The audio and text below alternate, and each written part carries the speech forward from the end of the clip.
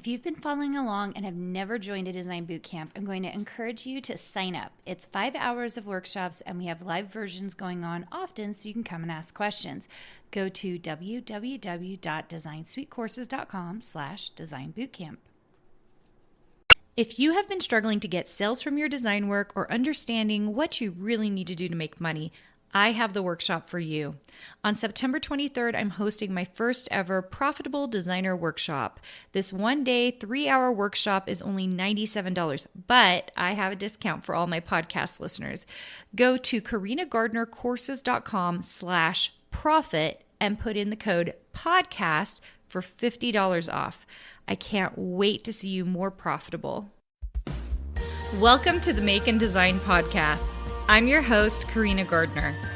On this podcast, we're unraveling the everyday joys and dilemmas of design, making, and business. For makers who want to be designers and for designers who are makers, this is your inside scoop to help you grow your business and bring more creativity to your life. Hey guys, today I am here with my good friend, Diane Rooney. She is a fabulous designer, and we're going to talk to her about how she got started. She also happens to be one of my Design Suite members, so you might hear us talking a little bit about that as it comes into it. But I think it is really fun to hear about design kind of in the beginning stages and kind of where you go from there. So Diane, I'm so glad you're here. Thanks, Carina. Thank you for asking me. This is my first podcast invite, so I'm really excited it's yours. It's one of very many to come. That's what it's going to be. Thank you. So, Diane, do you want to just tell us a little bit about yourself, where you're from, how you kind of started as a hobby and then where it went from there? Yeah, sure. So I started off many, many years ago. First of all, I'm from England, if you didn't tell from the accent. I live in the far southwest of England in a beautiful county called Cornwall, which is surrounded by the sea on 3 sides. So it's just stunning. So I started out, I was a stay-at-home mum. And I started out designing web graphics back in 1994 through to 2000. So right on the very edge of when the internet was first starting, certainly for the UK anyway. And it was doing some little bits of work for my father, who ran a software business at the time and was setting up an internet cafe in London. And they just needed someone who had some Photoshop experience. And I'm going back, gosh, Photoshop 4, version 4. So I remember those days too. Long time ago. And literally just designing websites and the graphics that they needed for the websites. And then it just moved on from there. So I've always been sewing, crochet, lots of creative outlets really. It's just a hobby. And I just, because I had the computer experience and drawing, I loved illustration and drawing, I just took it from there. And then I was also a paper crafter, and I started to design scrapbook papers. And I had, so this was round about 2003. That's when it was really, really big. Yeah, and I had my own website and I was selling at a couple of online stores. And then I had a photo book company in the UK contacted me. They were literally looking for, they did it on the search engine. I can't remember, it might have been Google. I can't remember. It was a long time ago. They were looking for a UK designer specializing in paper craft and photo albums, so photo books. And they were really just coming in at that time. So it wasn't big business at all.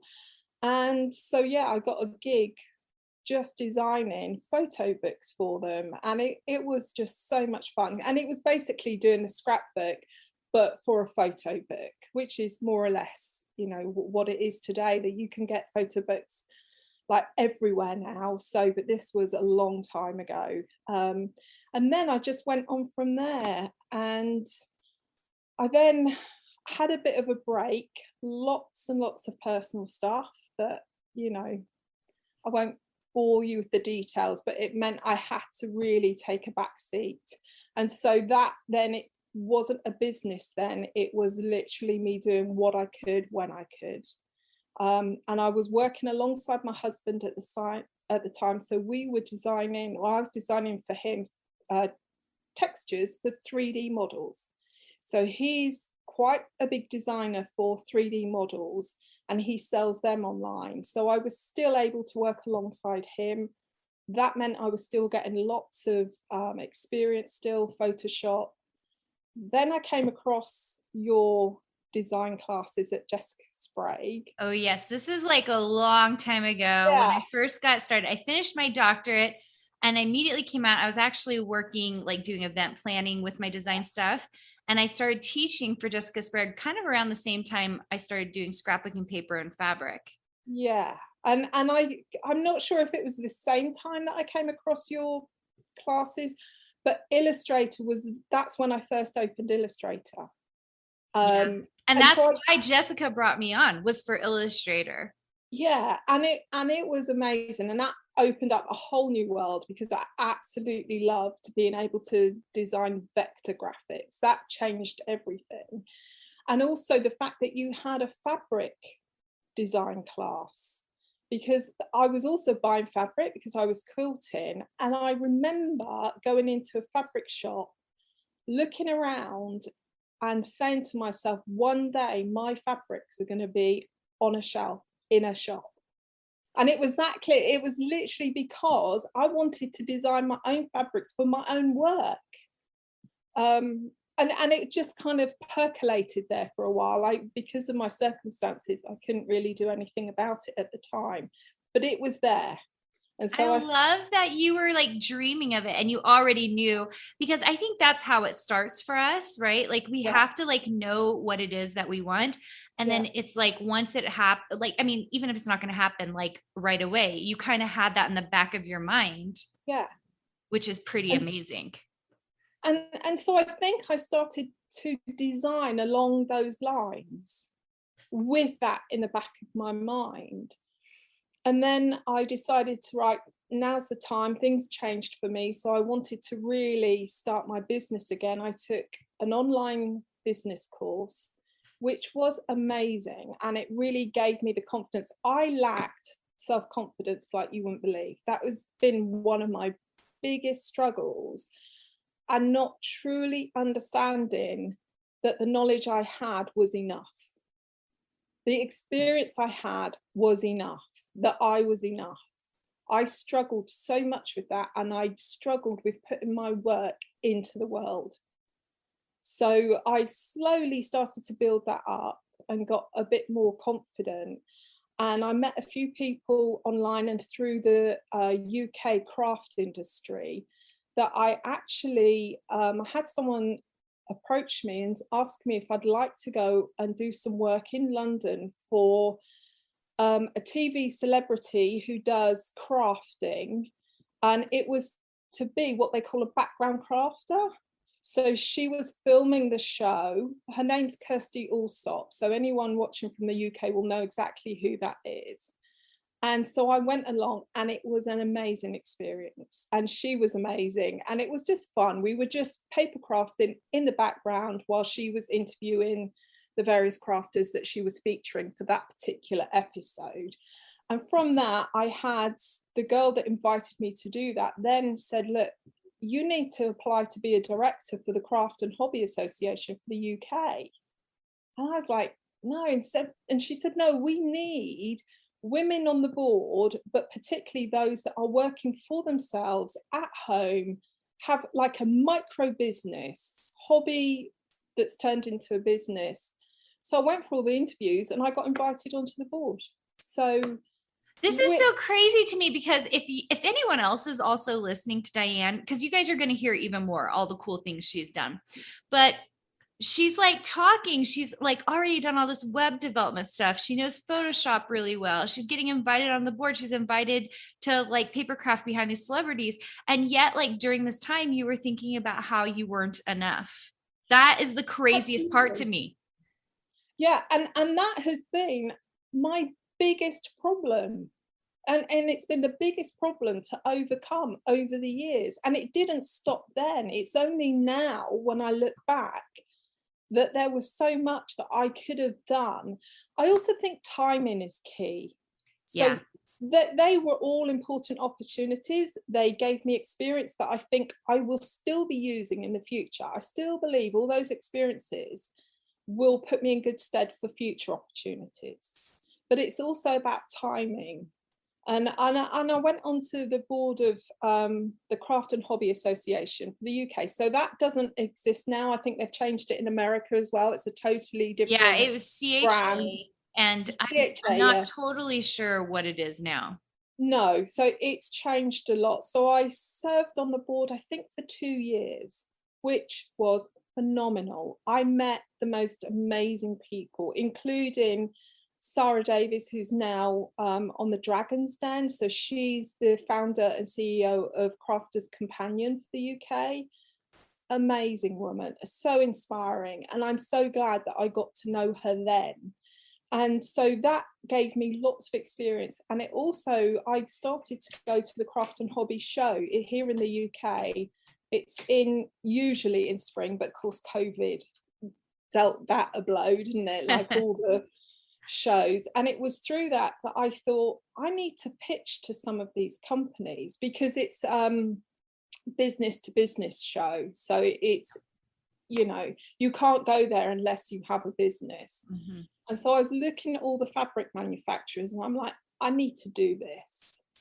So I pitched to one particular UK company, and there was something about doing face to face that made all the difference to me. And they said no. And they went through my portfolio, but they told me why it was no. So what were you hearing? I'm actually very curious about this, because as a creative director, I looked at a lot of artwork as well at the CHAs. Like, people would come to me and show me stuff.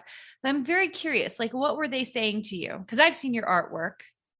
It wasn't, the scaling was wrong. Some of the designs weren't, I want to use the word sophisticated. I'm not quite sure that they actually used that word, but along those lines. But said, you have potential. So, and they gave me a list of things that I need to figure out. And they said, go back, figure this out, but please come and see us again. And I did. I literally did that a year later. And they said, and it's really hard. They take your iPad, because I put everything on my iPad, and met the same guys again, and they're sitting there and they're flipping through my designs, but with no clue on their faces. Like, I have no idea. Do they love it? Do they hate it? Are they indifferent? Brilliant, poker face, brilliant. And then he said, yeah, actually, we love this. And they went through the designs, said, we love this, we love this, we love, not sure about that one, not sure about that one, but let's talk. Yeah. So that was the next stage. I love that you're talking about this, because we talk about this all the time in Design Suite. I feel like or even in design boot camps, like where they're asking about, paper or fabric. And I'm like, you literally have to make it kind of perfect for your creative director to see, because even if a couple of the scales are off, if you have a couple of patterns they don't like, they'll just throw out the whole collection. Like, they'll be like, oh, we're not going to take you. And that's what I focus on in Design Suite. We talk about scale, and we talk about, like, because a collection has to feel complete when you put it in front of a manufacturer. And I'd say the one thing that I have learned since then, and I still want to pitch to another company for licensing. So they actually bought out my designs. So that was, they bought each design, even though I created a collection with them. So from that initial meeting, they then invited my husband and I up to their offices, which was, for us, it was about a 4-hour drive. We went and decided to stay the night at a local hotel, and it was amazing. They let us sit in on some design meetings. So we got to see the process of how they choose designs and what comes next. So we got to see the mood boards, and then we also discussed the collection that I was doing for them, and we came up with a mood board there. They took us around the factory where all the fabrics were being put together. It was just amazing. I was just gonna say, like, what an amazing experience, because very few people really, even designers, a lot of times we would just take the design work and they had no idea why we were doing what we were doing with it. Yeah. No, it was really interesting, and it was there that we negotiated how they were going to buy the fabrics. And one of the things, or my designs, sorry, one of the things I really was important to me is I wanted to retain the copyright. And I knew from past experience that the price they were offering me, while it was good, it was not good enough to take my copyright. Yeah. And wait, so was this for paper or fabric? Fabric. Oh, so we're at this point, we were like, you were like talking to people for fabric. Yeah, this was the design company that I met at the craft show. Okay. That said, we love your designs. They invited me up to their studio, and that's where we said the price. And it was, I thought it was a good price, but I needed to keep my copyright. The other thing I managed to negotiate, and I don't know how, because now I just, the thought of negotiating like that scares me, but I managed to get my name on selvage. And there was just something in me that told me that was really important at that point, because that was my first collection. And that isn't a sustainable income. So I will say that straight away. But what it did give me was credibility. Yeah. And I think at this point in your career, I tell this to all of our, especially new designers, we're just trying to create authority, right? We're just trying to get the baseline there. So I think it's so brilliant. You're so smart to know that you wanted to retain copyright, because a lot of designers would have just caved, right? Yeah.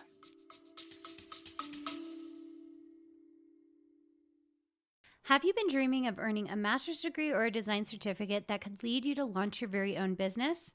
The University of Arts and Design has unique programs where you not only learn how to design, but how not to be a starving artist, which is why I created it. Join us in our upcoming Design Your Future event. Visit uad.education/designyourfuture to learn more about our students, discover the courses that we offer, and find out more about how you can become part of something truly unique in the university experience. Yeah, and I think keeping the copyright, so I could use it in a different industry. So that was made clear to me. I can't use that on fabric. I have to be able to use it, whether it's paper craft or whatever industry, it cannot compete with their industry. Completely understand, was fully on board with that. And that was important. And then the thing with the name on the selvage was that it gave me kudos. It gave me credibility, because I then became a published designer in that particular industry. Even though I'd done the paper craft or the photo books before, this was a different industry, although it's under the heading of craft.